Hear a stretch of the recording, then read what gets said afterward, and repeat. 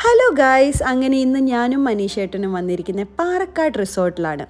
എൻട്രൻസിൽ തന്നെ നമുക്ക് പാറക്കാട് ജ്വല്ലേഴ്സിൻ്റെ ഷോപ്പ് കാണാം. അടിപൊളി വെറൈറ്റീസ് ഓഫ് ജ്വല്ലറീസ് ആയിരുന്നു. എനിക്ക് മൊത്തം ഷോപ്പത്തെ ജ്വല്ലറീസ് ഇഷ്ടമായി. അല്ലേ, എനിക്ക് ഭയങ്കര ഇഷ്ടമാണ് ജ്വല്ലറീസ്.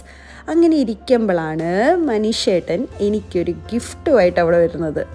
ഗിഫ്റ്റ് എന്താണെന്ന് നോക്കിയപ്പോഴാണ് നല്ല അടിപൊളിയായിട്ടുള്ള ഒരു ബ്രേസ്ലെറ്റ്.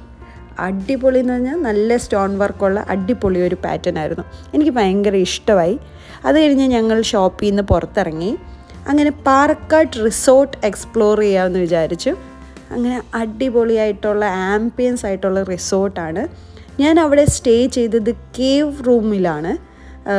ഫാമിലീസിനും എല്ലാവർക്കും നല്ലതായിട്ട് വെക്കേഷൻ സ്പെൻഡ് ചെയ്യാൻ പറ്റുന്ന ഒരു റിസോർട്ടാണ്. അവിടെ കിഡ്സിനും എല്ലാവർക്കും വേണ്ടി അഡ്വഞ്ചറസ് സ്പോർട്സുകളും ഉണ്ട്. അപ്പം ഞാൻ അവിടെ കുറേ നേരം എൻജോയ് ചെയ്തു. പിന്നെ ഞങ്ങൾ കുറച്ച് റീൽ കാര്യങ്ങളുമൊക്കെ അറിയാമല്ലോ, നമ്മൾ സ്ഥിരം ഏർപ്പാട്. അപ്പോൾ അതെല്ലാം ചെയ്ത് ഞങ്ങൾ നല്ലതായിട്ട് ഡേ എൻജോയ് ചെയ്തു.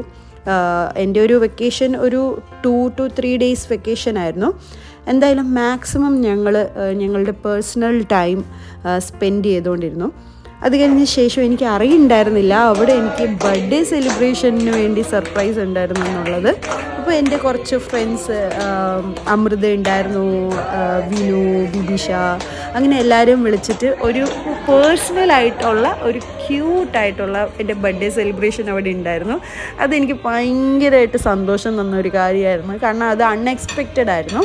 അപ്പോൾ താങ്ക് യു മനീഷേട്ടാ, thank you so much for making my day so beautiful.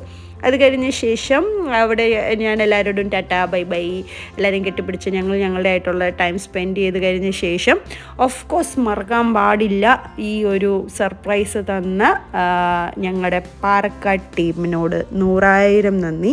കാരണം അവരെൻ്റെ ഡേ ഭയങ്കര അടിപൊളിയാക്കി തന്നു. അപ്പോൾ താങ്ക് യു സോ മച്ച്.